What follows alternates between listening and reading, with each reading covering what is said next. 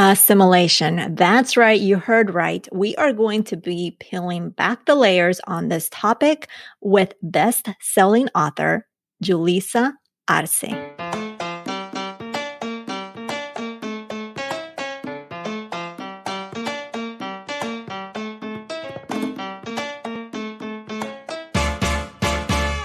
Yes, you are here. Bienvenida to the Her Dinero Matters podcast, a mixed language podcast hosted by me, Jen Hemphill, to help you become the reina of your money and love your dinero more. If you are needing some inspiration and encouragement at this very moment, you have come to the right place. Gracias por compartir este tiempo conmigo. Now let's jump in to today's dose of money confidence.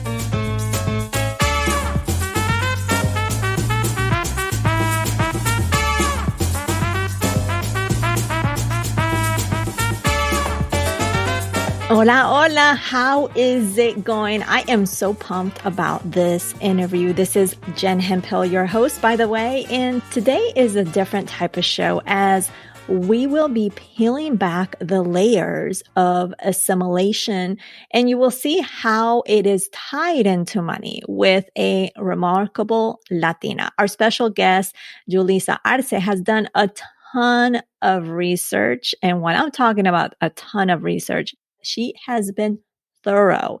And today you will hear her perspective on assimilation from not only her experience, but the thorough research she has done. And be prepared today to shift your perspective on assimilation along with learning some history about our community as well.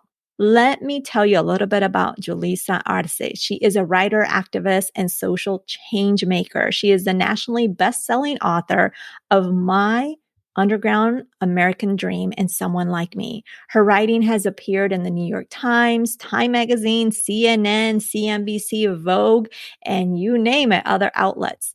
Her forthcoming book, which you're going to hear about today specifically, it's called You Sound Like a White Girl, The Case for Rejecting Assimilation, is a powerful dual polemic and manifesto against the myth that assimilation leads to happiness and belonging for immigrants in America. Instead, she calls for a celebration of our uniqueness, our origins, our heritage, and the beauty of the differences that actually makes us Americans.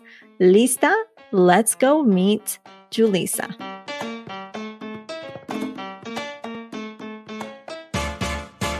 Bienvenida, Julissa. I am so thrilled and honored to have you on the podcast. I have been following you for a while, and I just want to start off with just saying thank you. Thank you for your leadership. Thank you for using your voice for our community, and just thank you for just being fearless and just using your voice for good. So I'm excited to have you. Welcome. Thank you so much for having me. I'm excited to chat with you. Yes. So let's start off with going back in time. So if we could go back in time to maybe when you were a little girl, or it could be a teenager, any sort of experience, any sort of memory that you have around money that really has impacted you as to who you are today. Yeah, I mean, there's a few things. And I think that the way that the story that I'm about to tell you impacted me then and the way that it impacts me now, looking back on it, has really changed and it's really shifted. I talk about in both my memoirs, My Underground American Dream and Someone Like Me, and in my new book, You Sound Like a White Girl, about the importance of money and the importance, sort of what my parents instilled in me about money.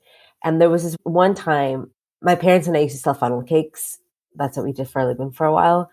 And it was a New Year's Eve festival and we did really well. It was just my dad and I working. My mom had gone back to Mexico to spend time with our family there. And we had made so much money, like what seemed to me like so much money, right? Especially because it was all in cash. So imagine like $10,000 of mostly like $1 bills and $5 bills. And we had just dumped them on the bed because we were counting them. And I could smell like the grease from the funnel cakes, like in the money. And we're making little piles of money.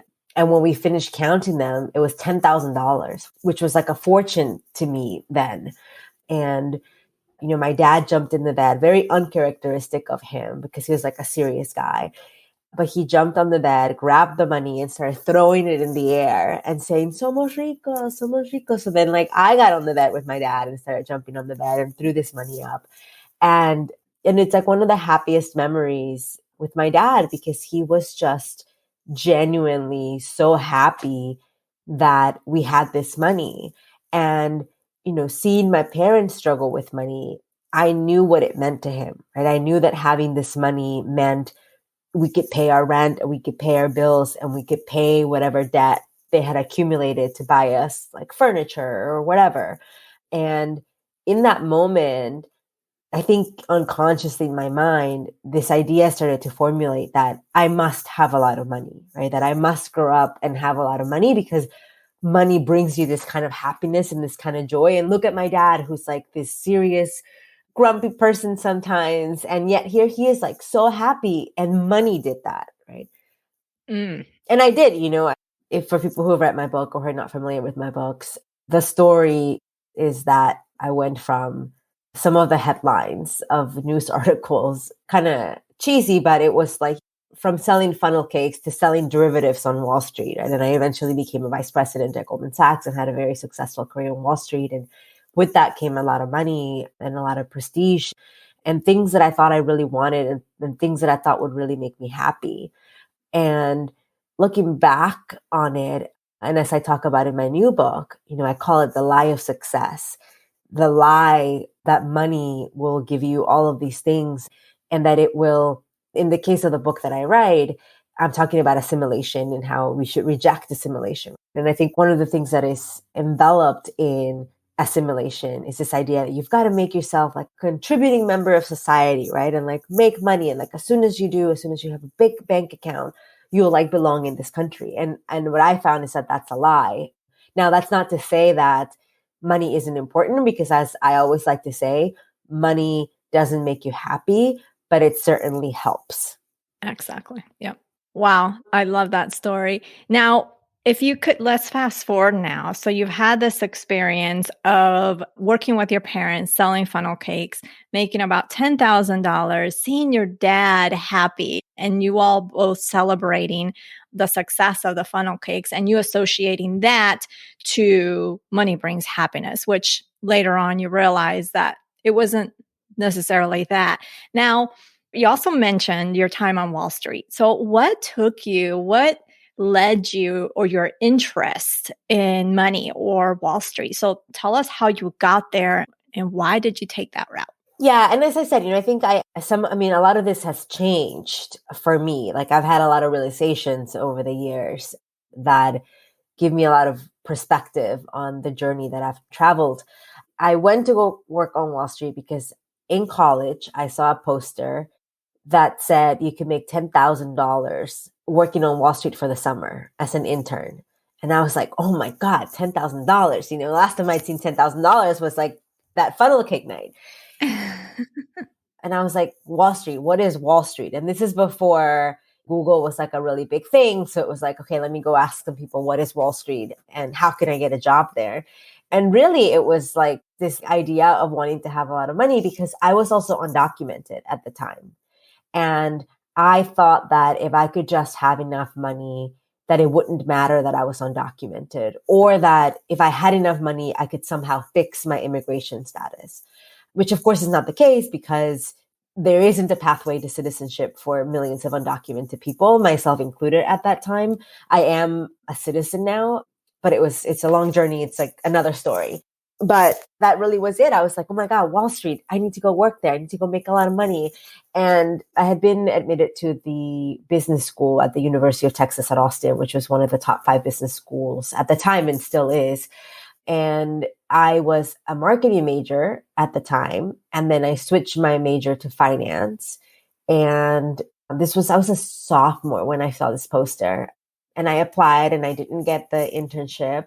But I had another chance because I could still apply the next year when I was a junior. And that's when it really mattered, because that's when you could get a full-time job out of this internship, right? And so that year I did everything I could to learn about Wall Street, about stocks, about investing, about what do people do on Wall Street, and try to meet other people who had interned there. And so the next year when I applied, I got this internship at Goldman Sachs. And as I say, the rest is history from there. But I think that my skill set really aligned well with Wall Street. There's an article that Max Abelson wrote for Bloomberg Businessweek about my story. And he said that Wall Street is a place of unveiled ambition and that I fit perfectly there because I was very ambitious. And I think that's true. I was very ambitious and I didn't have to hide it.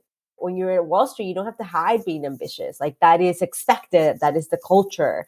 And so I sort of fit in really well in terms of the technical stuff. I was really good with numbers. I've always been really good with numbers since I was little. Math was the way that I survived middle school because I didn't speak English then and kids made fun of me for not speaking English. But in math, I felt smarter than everyone else. I was like, I don't need to speak English to do math. And so all of those things, really helped me when I was on Wall Street. The thing I talk about in the book now is how even though I was really good at the numbers and I was really good at the career stuff and I was really good at the ambition stuff and the go-getter stuff, there was a really big cultural divide between me and my colleagues. And it wasn't just because I am Mexican and I'm Latina. It was really because they came from a completely different socioeconomic background than I did. So I didn't know what it was like to go skiing in Aspen every winter and to vacation in Europe every summer with my parents. And financially, many of them, I wouldn't say everybody, but many of them had never had to struggle with the things that I struggled with financially. And those financial struggles create traumas and they influence a lot about your relationship with money. Yes. And I wasn't just making this money so I could go buy $600 Christian Louis Vuittons, which, by the way, I've never bought $600 pair of shoes because that's just insane to me. And because, as Nelly Galan says, don't buy shoes, buy buildings. Right. And so, yeah, I was also taking care of my parents. And so that brought on a whole nother meaning for me of making this money. But yeah, that's the Wall Street story. I love that. And I'm just also curious, as a Latina on Wall Street, I presume you're a minority. How was that just going up the ladder, if you will, just progressing in your career, the work, everything? How was that as a Latina? Did you find many obstacles? And if you did, how did you overcome them? Yeah, I mean, it's like I mentioned, the career stuff, I feel like I had a really good grasp on it because I had really good mentors. I had really good advice from people that would tell me, you're the only one who's in charge of your career. You're the one who's in charge of managing your career. Nobody's going to come to you and be like, let me give you this promotion. You have to not only work hard to get that promotion, but know the right people, make the right connections, have the right conversations.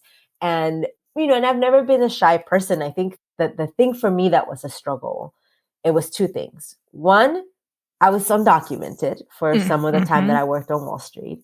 And so part of me wanted to just go, right? And sometimes I think about how much further I could have gone if I didn't have this fear that was constantly holding me back. Because the more money I made, the higher up I went on the ladder, the more attention I was bringing to myself and the more exposed I was. So that was one big thing. And then the other is what I mentioned earlier, which was sort of the cultural stuff, the sort of feeling like I couldn't really take part in conversations about skiing in Aspen or vacationing in the summer in the Hamptons because I had never experienced those things.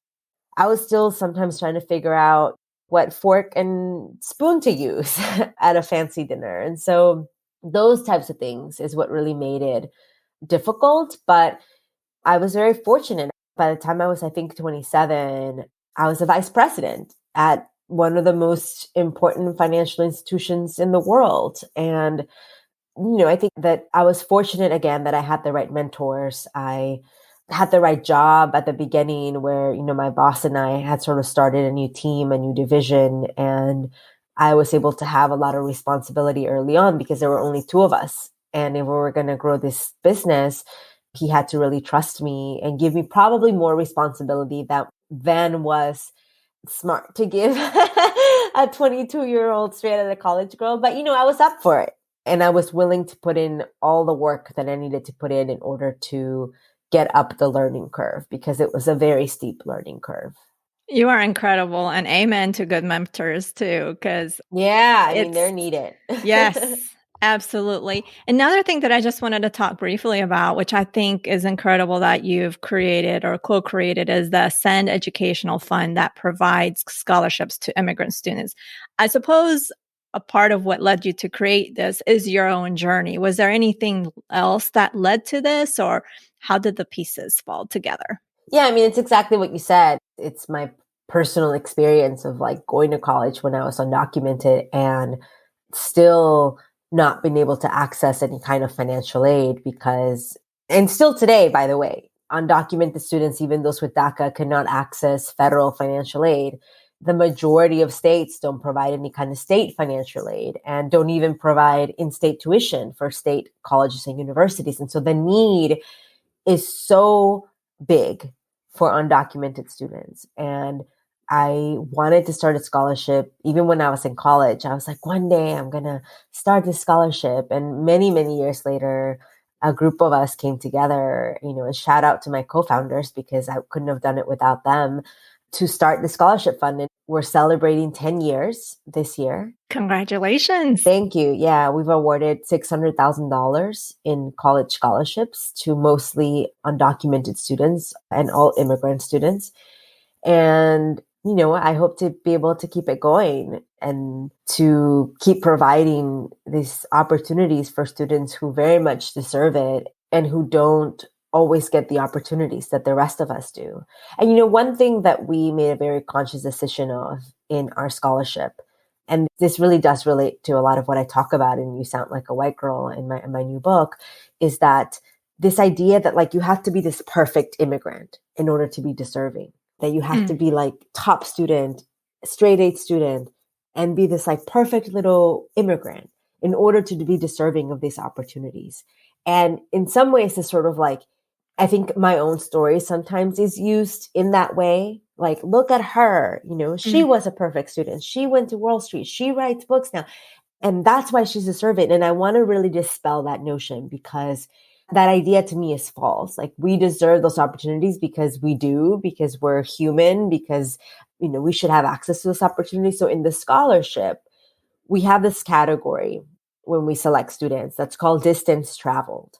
And that distance travel is to capture where did the students start and where are they now? And so some of our students are not straight students. Some of our students have C's and are going to community college. Some of our students are straight students and going to community college because they understand it's sort of a smart financial decision to do that sometimes. Some of our students are Harvard and Yale, and one of our students is the first DACA student to ever receive a Rhodes Scholarship and is studying at Oxford. Other of our students are still undocumented and therefore they've graduated and still aren't able to put their degree to work in the way that they want to. And so we really want to help students who deserve it, but that deserve doesn't mean you've gotten straight A's and you're this perfect student. It means you're deserving because sometimes you've been through so much and you've worked so hard, and we've seen the journey that you've traveled, and that makes you deserving. I love that you're dispelling that myth, because I think, like you, we're here, we're making a contribution. Any human beings, immigrants, and I love that you focus on immigrants because it's so needed, but we're all making a contribution. And who's to say it's the perfect contribution? It's a huge contribution. It's a contribution. And I don't think anybody should put a name as a good or not good enough, And yeah. I love that you're doing that. Thank you. I'm taking a quick second to interrupt your listening to remind you, this show relies on your support to continue to grow. If you get a ton of value, it would mean everything if you can hit the follow button on wherever you listen to, share with a friend, and give us a quick and honest review. Gracias y te mando muchos abrazos. Yeah, I think even, we were just talking before we started recording about the book, right? And the book is sort of organized in the first half, it's about the lies. And the second part is about reclaiming. And so there's the lie of English and the lie of legality, the lie of whiteness, and the lie of success. And in this chapter, the lie of success, I talk about that. I talk about dispelling those myths because I think we fall into this trap of saying, look how much we contribute to the economy, right? As Latinos, look at the GDP. And I think those things are important, but we should stay away from the temptation of saying we deserve to be here because we contribute, because that's not why we deserve to be here. We deserve to be here because we do. We deserve to be here because we have roots in this country that go back centuries, that go back to before it was called the United States. And because migration has, in the history of the world, been something that humans do. We migrate. That's how we ended up in America. So in the continent of America. So anyways. Yeah. Well, speaking of the book, let's dive more into your book. Again, it's called You Sound Like a White Girl, A Case for Rejecting Assimilation. Julissa, you've been such an accomplished author. I applaud you for that again, and a social justice activist. And in this book, you've alluded already, you weave your own experiences to support your message of how you don't think assimilation is a good thing. For you, what is the biggest takeaway that you want someone reading your book? That's a good question about what is like the key takeaway, because I mean, you've been reading the book and there's a lot in there. I spend a long time doing a lot of research to be able to bring both a personal perspective, but also to back that personal perspective up with history and facts so that people can't just say like, well, this is just your personal experience. And it's like, no, actually, this is systemic issues. And let me show you historically how they've shown up and today how they're still showing up. If I had to pick one thing, I would want people to be liberated, as I was in writing this book, of the notion that you have to aspire to be someone different in order to belong in this country. That you have to get rid of your accent, that you have to sound like a white girl in order to belong in this country, just to be liberated of this notion that we aren't enough, that we have to assimilate in order to be worth it, in order to be worthy, because that's the biggest lie of them all. We Latinos, Latinas, our Latino community, we are succeeding because of our traditions, because of who we already are. In the book, I give examples of like Bad Bunny and Becky G and Patty Rodriguez, people who I respect and admire because they are succeeding because of the power of our community. They're not trying to cross over into a white mainstream market in order to be successful. Like they already are successful. And I just want that for us. Like I want us to spend time creating spaces for ourselves instead of trying to assimilate to somebody else's. Beautiful. And in your book, I love that takeaway because I connected with some of it because I always say, yes, I'm Latina, but I'm a white Latina. So I have come with privileges. I born outside of the country. I was born in Colombia, but I was born an American citizen because my dad is white, a white American. And so, but there are still some things in terms of when you speak or when you wrote in the book about when you mentioned you sound like a white girl that I connected with because no soy ni de aquí ni de allá, right? That's always the battle with me. So there's a lot of stuff that I connected, even though there was other stuff that I'm like, okay, well, I've had the privilege that I didn't have to or haven't had to deal with this. So I just appreciate that. And the other thing that I really enjoyed is as I mentioned to you before we started recording, as I read this book, I stop and I search more because I find it fascinating. And my husband is African American. He's a history buff. And I went to him with this fact that I learned from your book about the second president of Mexico that was Black. And I was like, it took just to the second president. I mean, se parecía blanquito. And I was like, did you know that? And he's like, no, I didn't. I felt like just like I was winning that day because he's such a history buff. Well, no es que se parecía blanquito. It's that all the portraits of him Yeah. that were painted made him look lighter. And so it's not just like, many people, even Mexican people, don't know that Vicente Guerrero was Black and indigenous, and that he was inspired by the Haitian Revolution to end African slavery in Mexico. And the reason many people don't know this, I mean, there are schools all over Mexico that bear his name and that have portraits of him where he does look blanquito, where he doesn't necessarily look Afro-Mexican. And that was intentional. And that's the way in which history whitewashes events. And that's why it's up to us to really go dig for that real history, for us to really look for more. And it's interesting too, to me, like even in our Latino community, because I'm married to an African-American male, and I remember mi abuelita, because I was really close. She's passed since, but I was really close to her, and I was wanting to tell her about the man I fell in love with, and I'm like, he's Black. Y ella me dijo, pero ¿qué tan negro? ¿Qué tan oscuro? Like even just in our perspective countries, how people of color were just, it's just incredible. In the book, like I think in the first chapter of the book, I addressed this head on, that I learned the power of whiteness. Yes. I started learning that power of whiteness, that lie of whiteness, when I was in Mexico, when I was a kid growing up in Mexico. And even in the subtle things of like, I was watching this video of someone and they're like washing their face and they're like using some product. And then they say, me veo más blanquita, by using this product, as though viéndote más blanquita significa que te ves más bonita.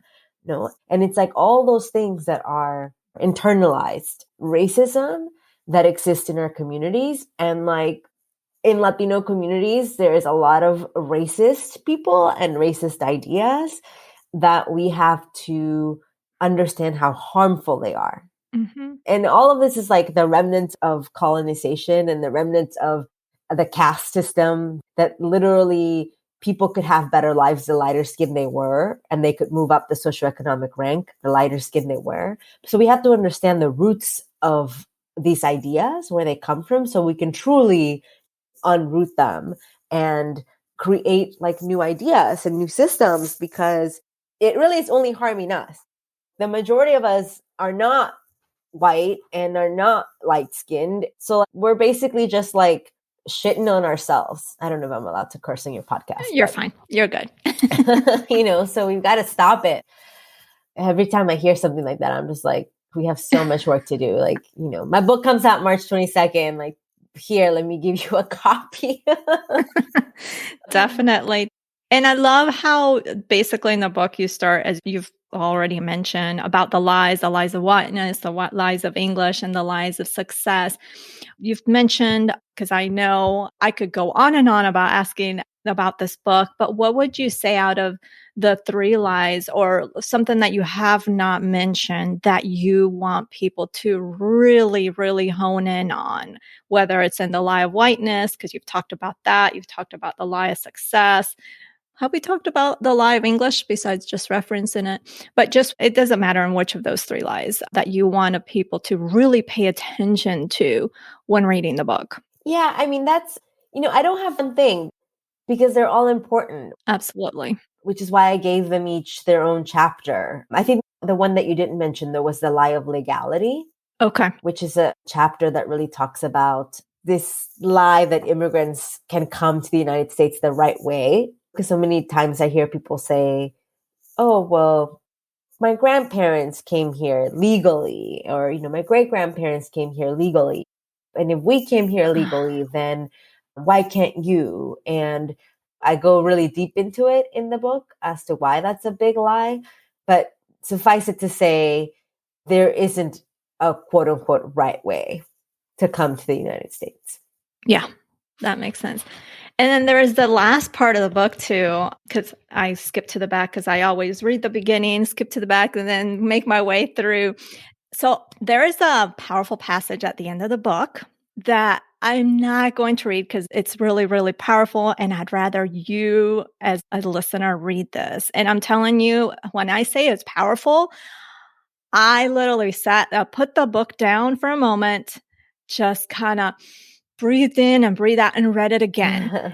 And can you tell us just how the book ends? Yeah, in the book, as I said, like it goes to sort of unveiling all of these lies. And then once we've gotten rid of those lies, now we can sort of start the reclaiming process, reclaiming our culture, our identity, our history.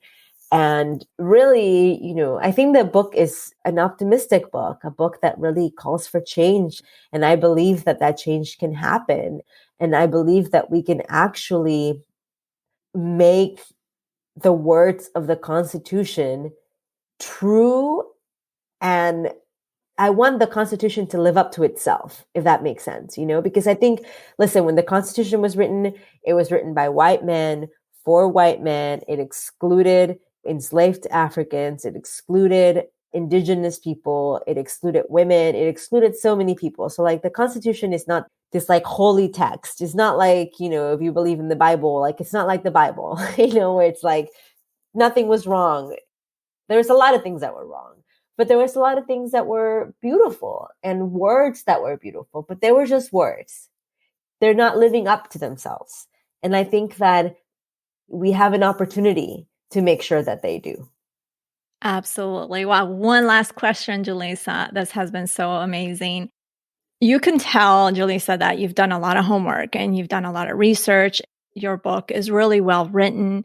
And I'm sure that in the research and in writing the book, what kind of growth have you had? Because you defend your case really well, but I'm sure within that, of course, we are all learning all the time. You've learned something and maybe it shifted your perspective and you just grew from it. So can you tell us about that? Yeah, I mean, writing this book was such a big process. And, originally I wanted to write a book of essays where it was going to be much more like personal stories. And then I realized that the type of book that I needed to write was much more of this sort of manifesto polemic book with some personal stories sort of driving the narrative. But really, it was going to be a book that was much more intellectual than what I could personally do with personal essays. So that was a big shift just in terms of like what kind of book it was going to be. But I think that the one thing that I was just fascinated and heartbroken and inspired by all of the history that I learned about my people in this country, right? And the things that they've been through, but how they've shown up. I tell this story in the book about these cheerleaders in Crystal City, Texas. And in Crystal City, Texas in the 1960s, in this high school, there could only be one Mexican American cheerleader, even though the school was 85% Mexican. And it was a completely racist quota. And these teenager girls, this 15, 16, 17-year-old teenage girls, with the help of activists, really rallied their entire community to overturn this racist rule, to make changes to their school board, to the city council. And it's like, wow, like these young girls harnessed their power and the power of our community to create change. And they were so young. And that story is so inspiring. And it's crazy to me that we don't know that story, right? And so I think a lot of times we think that Latinos, that we haven't been at the civil rights fights, that we've somehow taken like a backseat to it. And that's just not true. There were so many Latinos, in the Southwest, it was specifically Mexican Americans. In sort of the East Coast was a lot of Puerto Ricans that were, like the Young Lords and that were fighting for their rights. And so I was just so inspired to know that, I think a lot of times the thing that takes precedence is sort of this idea that our moms tell us, calladita te ves más bonita, like don't speak up, that we're taught not to speak up. And that has become the prevalent narrative that Latinos, we don't speak up.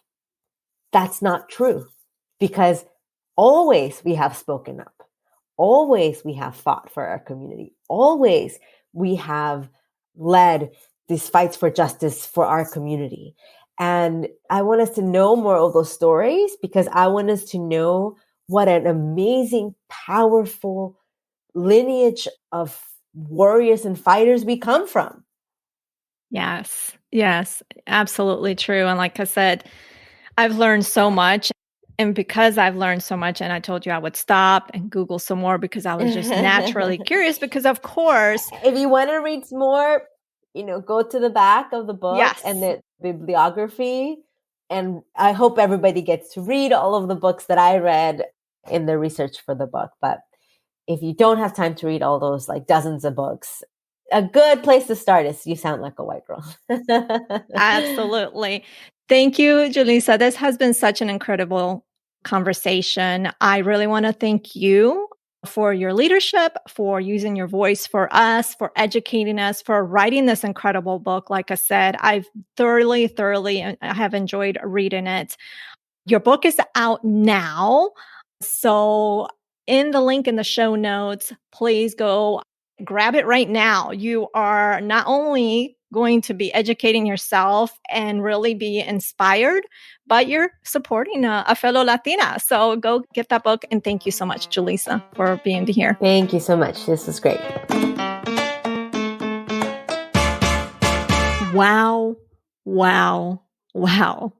Julissa is such a force to be reckoned with, right? I hope that you got a different perspective of assimilation, that you learned some history lessons. I know I am definitely feeling smarter and really connected with her story as a Latina, especially if you are Latina and got inspired. I encourage you not only to connect with her on IG, which is just Julissa Arce, and I'll have that in the show notes, but get a copy of her book. Read her book. Support this Latina author. Her book, again, is called You Sound Like a White Girl, The Case for Rejecting Assimilation, and we will make it easy for you, and we'll have a link in the show notes. On another note, hopefully by now you have seen or heard our announcement about this year's Financially Strong Latina. It was so much fun and so well received last year, which is why I am thrilled that we are bringing it back again this year. You can check out the details over at financiallystronglatina.com. That is financiallystronglatina.com. And we are able to provide it for free again this year, thanks to the sponsorship of AARP. Next week, we get to meet Kathy Cano Murillo, who is also known as Crafty Chica. She shares her inspirational story of how she has been able to create a sustainable business in something she loves. And you know what it is? Crafting, as her name states. Bueno, pues that is everything for today. Thank you so much for taking time out of your busy schedule to tune into the show. Be sure to check out the show notes over at jenhemphill.com/301. That's jenhemphill.com/301. Remember that being the reina of your money starts now simply by claiming it. I believe in you and so should you. Nos hablaremos el próximo jueves. Ciao.